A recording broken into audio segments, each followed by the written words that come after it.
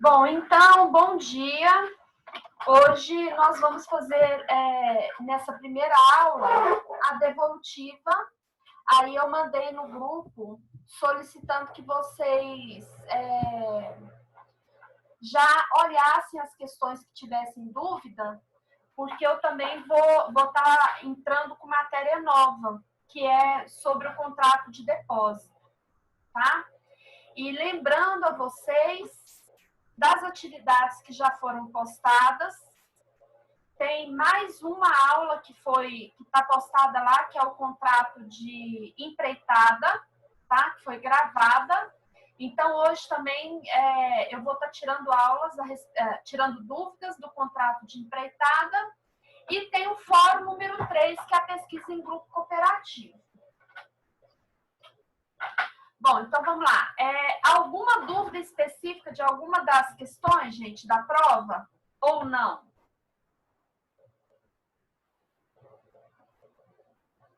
Porque a prova, para mim, ela parece diferente do que de vocês.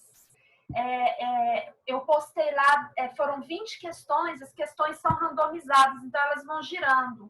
Então, eu não tenho controle das questões. Pode ser que, por exemplo, as questões da Ana Caroline não foram as mesmas da Giovana e não foram as mesmas da Isabela e assim por diante.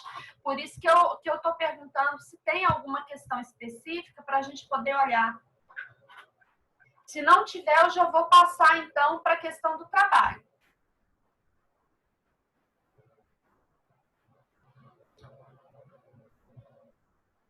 Bom, então vamos lá. Como ninguém manifestou, questão do trabalho. O Fórum 3, que eu pedi para vocês, é uma pesquisa em grupo cooperativo. Como que vai ser feita essa pesquisa? Esse fórum foi postado no dia 13 de abril e ele vai computar para a nota de segunda VA. Ele pode ser feito em grupo de até 4 pessoas. Portanto, quem quiser fazer individual, quem quiser fazer em 2, 3, não tem problema. O máximo 4 pessoas. O que vocês vão fazer? Vocês vão usar o grupo aqui para postar, o próprio fórum para postar o trabalho, tá? Então, por exemplo, embaixo aqui no trabalho, tem a orientação da estrutura do texto. Então, lá embaixo, tá assim, estrutura do texto. Primeira coisa, na letra A, vocês vão identificar o nome dos participantes, para eu não ficar perdida com a atividade, ficar corrigindo a mesma coisa várias vezes. Segundo, vem o desenvolvimento. O desenvolvimento é nesses números aqui. Então, são 8 contratos, que eu considero contratos menores, porque eles são subespécies do que a gente já tem estudado. Por exemplo, estudamos a locação. Na locação de imóveis, nós vimos uma lei especial, que é 8245. Depois da locação, nós estudamos mais duas espécies de locação, que é a prestação de serviços e depois o contrato de empreitada. Na própria prestação de serviços, existem os subcontratos de prestação de serviços. Então, como se fosse uma subespécie dentro de outra espécie, né? Por exemplo, a comissão é um contrato de locação na modalidade prestação de serviço. Agência de distribuição também. Corretagem também. Assim sucessivamente.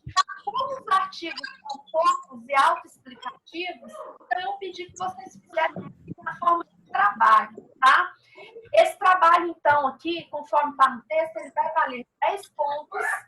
Lembrando que a Unievangélica, a nota é de 0 a 100.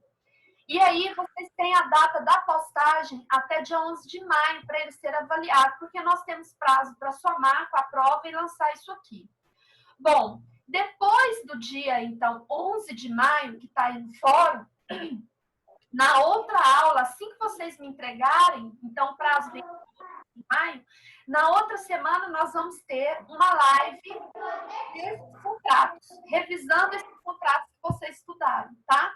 Então, por exemplo, dia 11 de maio, a não ser que seja prova, que ainda não passou o calendário para a gente, mas a princípio, então, já me adiantando, Esse trabalho, o prazo de postagem dia 11 de maio e dia 18 de maio, que dá na outra semana, nós vamos estar fazendo a live deles, como se fosse tira dúvidas desses contratos, certo?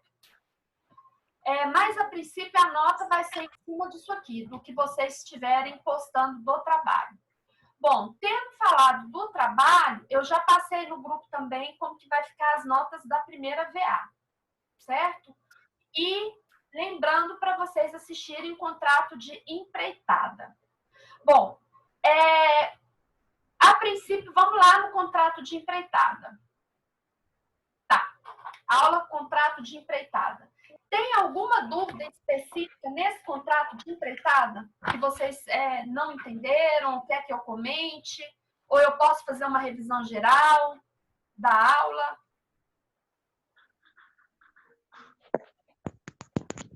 Fala um pouco mais, professora, do contrato de empreitada.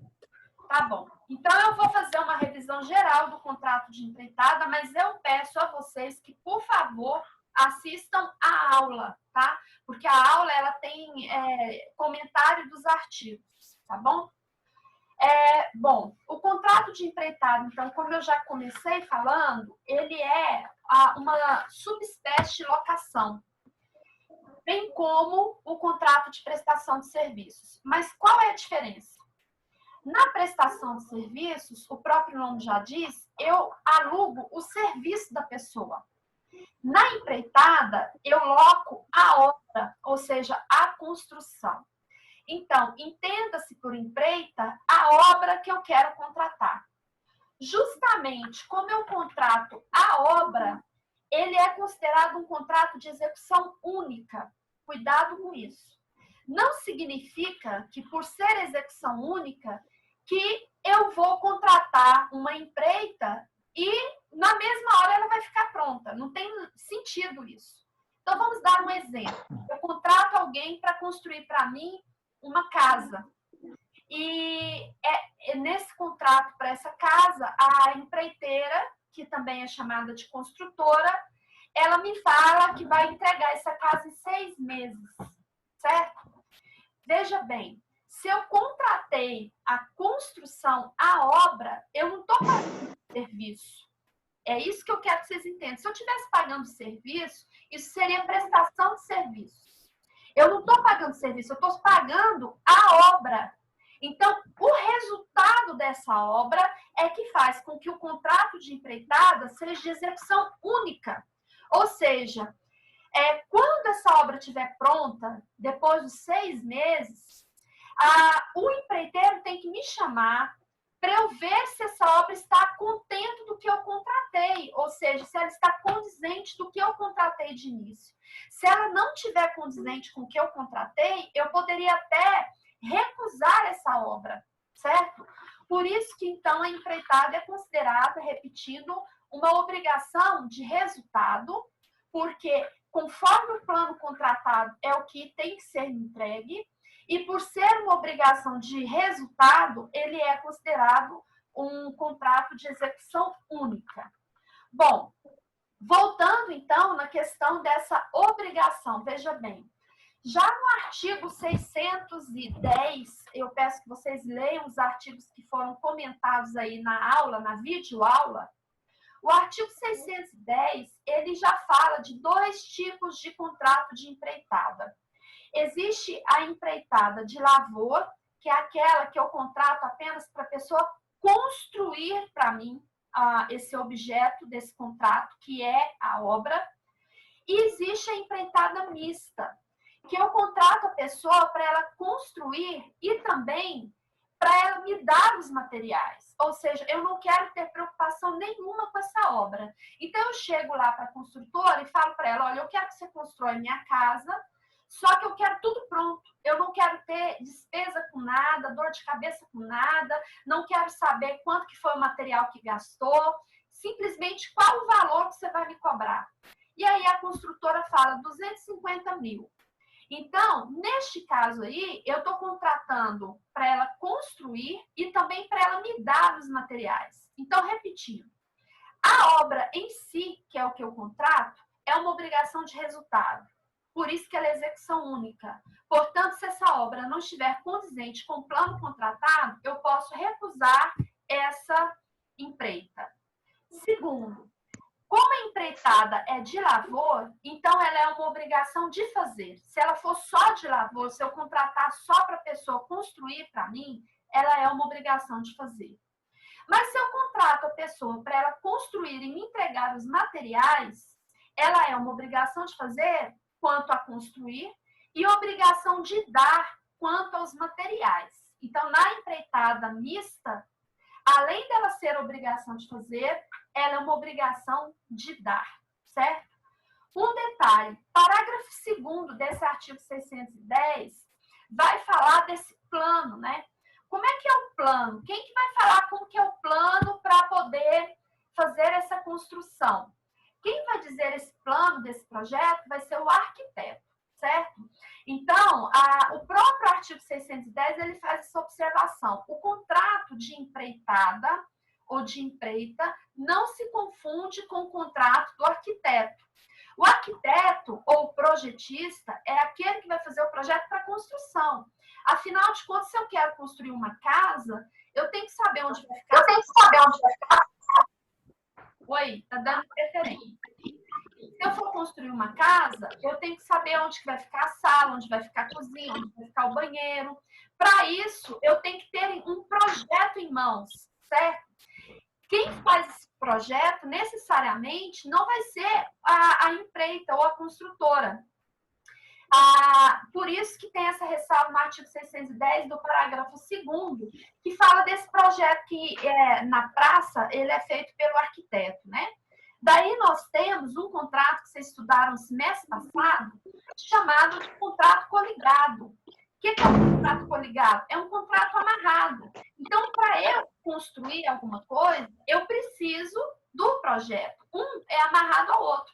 Não tem como eu construir sem o projeto. Então, um é inerente ao outro. Um outro exemplo de contrato coligado, que vocês devem ter estudado no semestre passado, é do contrato posto de gasolina. Por exemplo, o que tem inerente no posto de gasolina? As bombas, que nós já estudamos em comodato, que seria comodato. Então, o cara que tem um posto de gasolina, ele, em geral, ele não compra aquela bomba. Aquela bomba é emprestada pela empresa do posto. Por exemplo, se for a Shell, as bombas ali são já emprestadas pela Shell. É mais ou menos aquelas freezers dentro de padaria, né? Mas, então, quando eu compro um posto de gasolina, se eu alugo um posto, além do contrato de compra e venda do posto ou do aluguel, dentro dele está o comodato. Dentro dele tem outros contratos. Imagina se lá dentro tiver aqueles estabelecimentos de... eu até esqueci o nome, de conveniência. Você tem um outro contrato ali, mas todos compõem o posto de gasolina. Isso é conhecido como contrato coligado. Então, outro exemplo que a gente poderia ter aqui seria o arquiteto, que junto à construção, ele vai formar esse contrato aqui da empreita. Afinal de contas, não tem como eu ter uma obra sem eu ter antes construída aí a arquitetura. Pessoal, eu vou fazer uma pausa aqui e pedir licença quanto a alguns alunos que estão entrando agora, porque toda hora eu estou tendo que interromper a aula, eu me perco no raciocínio, porque o Zoom agora exige eu admitir a entrada dos alunos, por uma questão de segurança. Então, às vezes, eu estou dando aula, eu esqueço do que eu estou falando, porque eu estou admitindo alunos. Então, tenham cuidado com essa questão do horário de entrar, porque às vezes eu vou até demorar para aceitar o aluno entrando, porque eu me perco no raciocínio aqui, tá bom? Voltando aqui, então a gente falou aqui do artigo 610, que é a empreitada de lavoura ou mista, lembrando que o contrato do arquiteto não se confunde com essa empreitada. Inclusive, é um dos motivos da briga, né, que dá às vezes, porque o engenheiro, ele tem um plano para uma ideia de como ele vai construir aquilo, mas ele tem que adequar essa ideia ao arquiteto. Então, o arquiteto idealiza no seu projeto uma parede ou alicerce em determinado lugar, e o engenheiro vem por questões geológicas ou por questões técnicas, fala, olha, não tem possibilidade de eu construir esse alicerce, de eu fazer essa parede. E aí começa o impasse entre os dois. Por isso, o ideal seria que essa arquiteto fosse da mesma empresa, né, da mesma construtora. Mas não impede que seja outro. Mas esse seria um dos problemas, exatamente porque um contrato acaba sendo feito com um e depois o outro é que vai fazer a construção. Bom, o 611 também é outro artigo que a gente tem que tomar cuidado. Ele é diferente do 612 no seguinte sentido. O 611, ele fala da empreitada mista, que é aquela em que eu contrato a construção e também os materiais. Na empreitada mista, o risco até a entrega da obra corre por conta do empreiteiro. Então, a gente chama aí de prova, né? O ônus da prova, se essa obra tiver algum dano antes da entrega dela, quem assume esse dano é o empreiteiro, se ela for mista.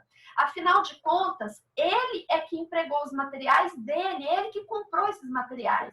Então, se essa obra vier a ter qualquer prejuízo, quem vai ter que arcar com ele, a princípio, e por força da lei do artigo 611, é o empreiteiro. O 612 fala da empreitada de lavor, é o contrário. Então, na lavor, como quem eu contrato apenas para a pessoa construir e eu é que vou arcar com esses materiais de construção, o risco dessa obra corre por conta do dono. Então, a empreitada, ela trabalha com dois sujeitos jurídicos no Código Civil. Ela trabalha com um empreiteiro e com o dono da obra, certo? E a obra em si é chamada de empreita.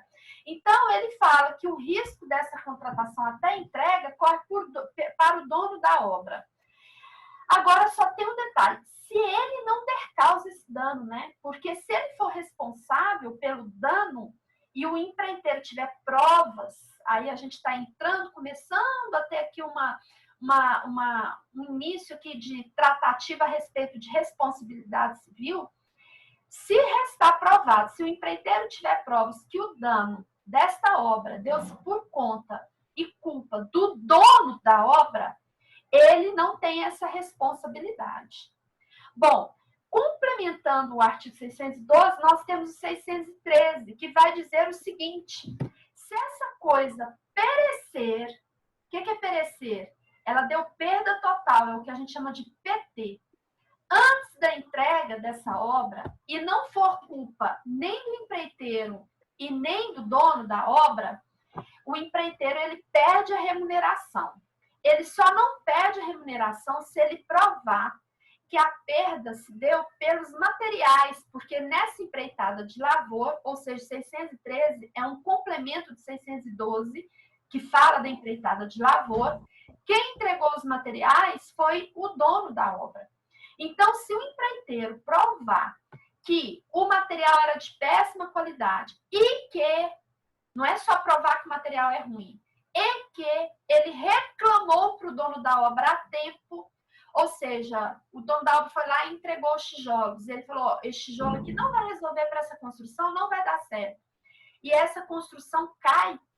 E ele tem provas disso no WhatsApp, por exemplo, no e-mail, ele reclamando desse material e o dono nada fez, ele continua a receber a remuneração.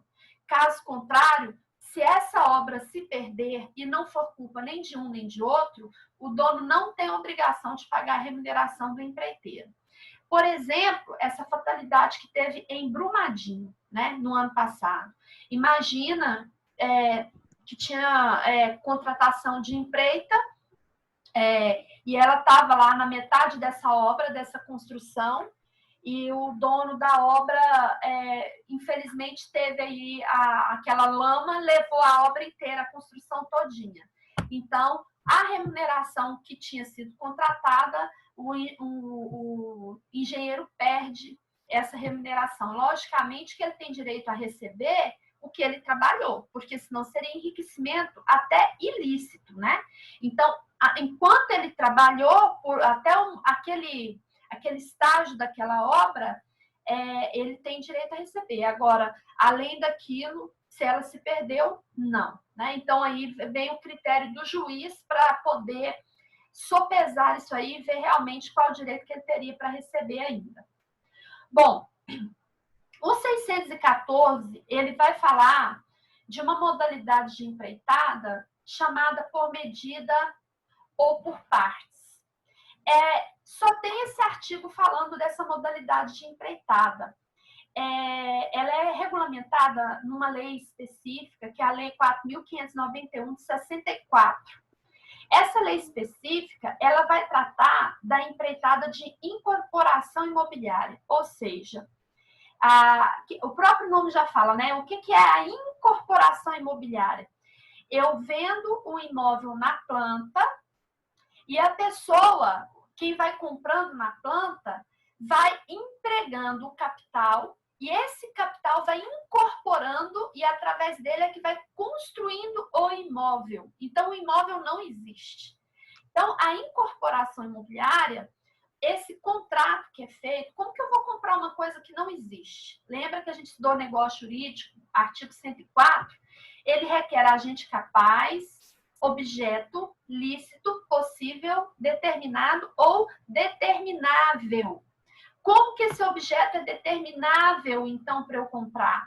Ele seria determinável exatamente no projeto, né? Existe uma maquete nessas incorporações imobiliárias, eles mostram para a gente como que seria a construção. Então, é através dessa maquete que eu vou ter ideia do que eu vou estar comprando e do que vou estar adquirindo. Por isso que ele é chamado de incorporação imobiliária.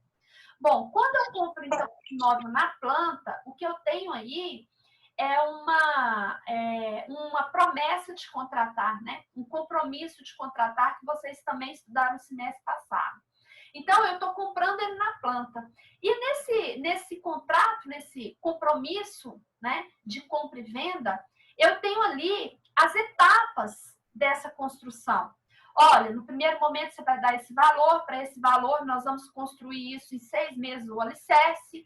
Depois da construção do alicerce, o valor vai para tanto, porque aí nós vamos passar para a construção das paredes, mais 6 meses.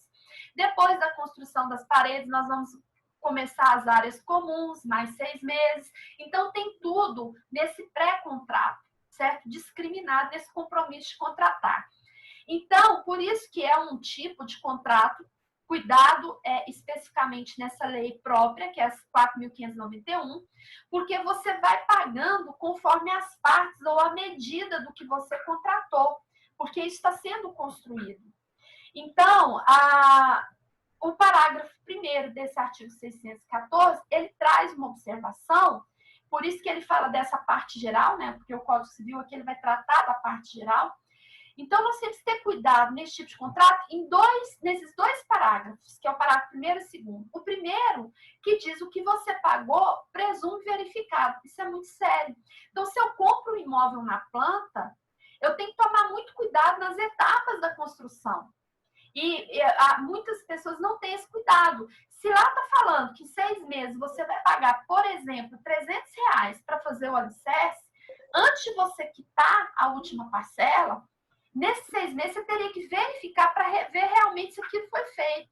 Se não foi feito, você pode invocar até a exceção do contrato não cumprido, que também foi matéria que se estudou no semestre passado. Ou seja, se a pessoa não cumpriu o que foi contratado, eu tenho direito de não cumprir a minha parte, que é a exceção do contrato não cumprido. Ou seja, eu vou pagar uma coisa que a pessoa se comprometeu e não cumpriu? Não é justo isso, né?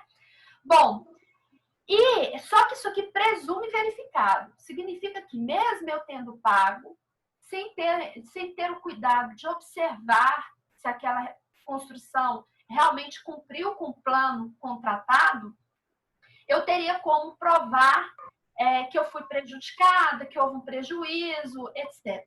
Teria a possibilidade de eu fazer isso, mesmo porque, já me adiantando, o contrato de empreita, 90% deles é regulamentado pelo CDC, que é o Código de Defesa do Consumidor, Lei 8.078, que se aplicaria lá no seu artigo 12. Então, eu peço, por gentileza, quem puder depois, quem puder não, leia o artigo 12 do Código de Defesa do Consumidor.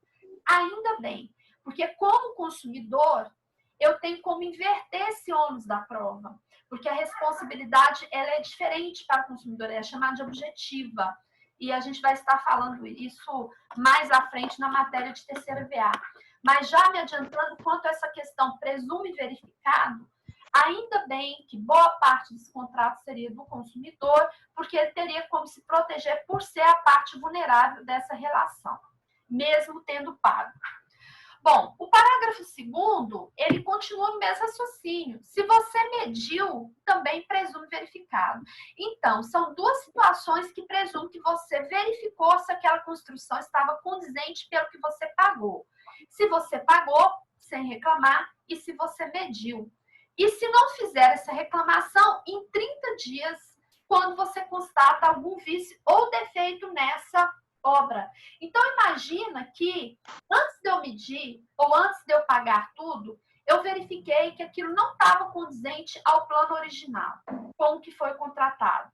Eu tenho um prazo decadencial de 30 dias para entrar com uma ação e denunciar esse vício, tá? E fazer uma reclamação disso. Se nesse prazo da constatação eu não reclamar em 30 dias, eu perco o meu direito, tá? De fazer essa reclamação. Isso está no artigo 614.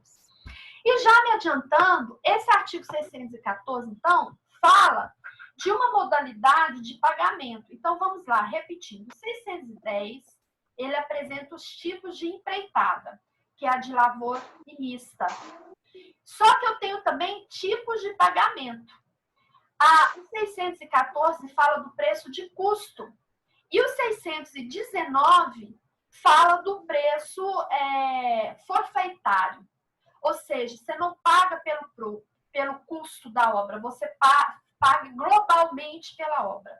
Então, a empreitada tem dois tipos de preço, duas formas de pagamento. Ou é o preço de custo, que está no artigo 614, ou é o preço global, também chamado de forfaitário, que está no artigo 619.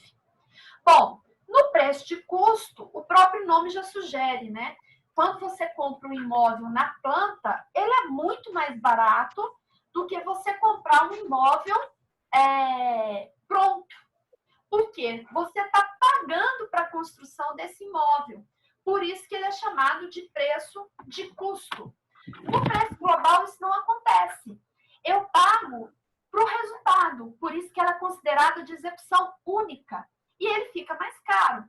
Então, uma coisa é você comprar um apartamento na planta, que para ele ser construído em 3 anos, por exemplo, você vai pagar por ele em 120 mil. Esse apartamento, depois de pronto, ele vai ir para uns 400 mil, tranquilo, o mesmo apartamento, tá? Então, por isso que ele é chamado de preço global ou preço forfaitário. Então, vamos dar um salto aqui no artigo 619, que é a outra modalidade de pagamento dessa empreita.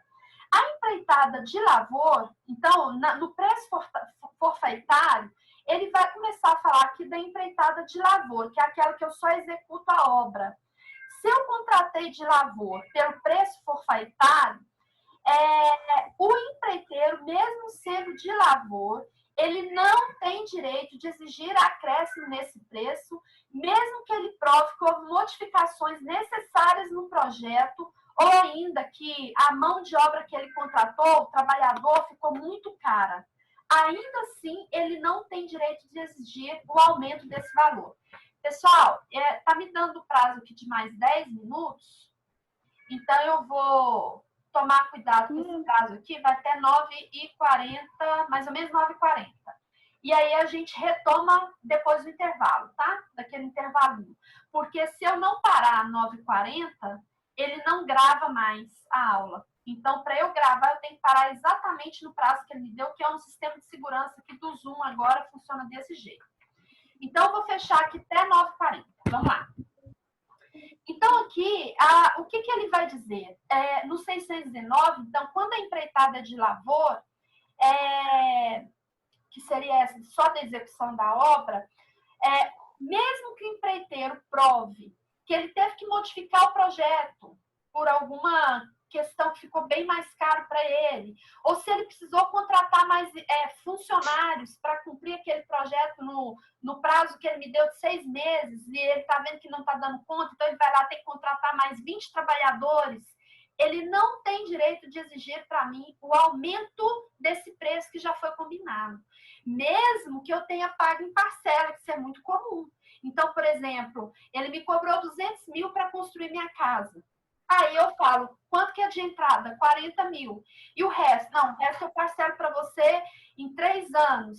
Não me interessa a parcela. O preço continua sendo global, porque ele me cobrou para construir e cobrou 200 mil. E não interessa se eu estou entregando os materiais. Porque se ela é de lavor, mesmo sendo só de lavor, ele não tem direito de exigir de mim um valor maior, certo? Mesmo que para executar esse projeto fique mais caro. Tem exceção? Tem. Quais são as exceções? Ele tem direito de exigir para mim um valor maior, primeiro, está no parágrafo único. Se ele provar que o dono da obra, aliás, se ele provar que o dono da obra lhe repassou instruções, e o artigo é específico, por escrito, pedindo alteração nesse projeto, o que é muito fácil hoje em dia, através de WhatsApp. Então, eu viro para o cara e falo assim, eu quero que você muda isso, isso, isso, não estou gostando disso. E aí o empreiteiro vai e muda. Só que essa mudança ficou caro. E aí ele vai me cobrar mais, eu não aceito. Então, se ele tiver provas que ele mudou por instruções escritas do dono da obra, ou se ele provar que mesmo que ele não recebeu essas instruções por escrito, o dono da obra visitava o lugar com frequência, via que estava tendo essa modificação na construção do projeto e nada falou, nunca protestou. Então, ele tem direito de receber esse acréscimo, certo? Porque aí seria quem cala, consente, né? Bom, outra situação que a doutrina coloca para nós, que daria direito mesmo na empreitada de lavor do empreiteiro receber esse acréscimo, seria quando ele prova aqui que o material entregue pelo dono da obra, porque a gente está falando de empreitada de lavor, era de péssima qualidade e por razão disso, por exemplo, a parede que ele construiu caiu e ele vai ter que refazer a parede, então vai ficar mais caro. Então, ele tem provas de que ele reclamou desse material, né? E o dono da obra não fez nada, por essa razão, toda aquela parede, todo aquele muro feito, se perdeu, ele vai ter que fazer do zero. Então, ele vai ter mais gasto, mais funcionário, então ele tem direito a receber a mais também. Bom, voltando lá no artigo 615, o 615, bem como o 616, vai falar da possibilidade dessa obra ser rejeitada. Ou seja, o dono, ele pode rejeitar a obra se ele provar que o empreiteiro se afastou das instruções dos planos originários dessa obra. Você teria aí até uma caso de aplicar aí a redibição. Não sei se vocês lembram do semestre passado, artigo 445 do Código Civil. A ação redibitória é aquela que eu quero redibir o contrato. O que é redibir? Eu quero cancelar o contrato por um vício oculto. E o 616 fala da ação estimatória, que também está lá nos casos de redibição. Eu posso ou recusar a receber, que é o 615, ou eu posso pedir o abatimento no preço por eu ver que aquela obra não está condizente com o plano original contratado, que seria o 616 do Código Civil, tá? Bom, continuando então aqui, já são 9h37, eu vou interromper a aula agora então, 9h37, para eu poder salvar essa aula e a gente volta às 10 horas que eu mandei para vocês, beleza? Vocês viram lá na chamada que tem outra aula 10 horas? Pessoal, vocês estão aí ou vocês estão tomando café? A gente viu, professora. A gente viu, eu mandei lá, professora, no grupo. Tá bom, então eu vou sair e daqui a pouco a gente volta às 10 horas, tá? Tchau. Beleza. Tchau. Tchau.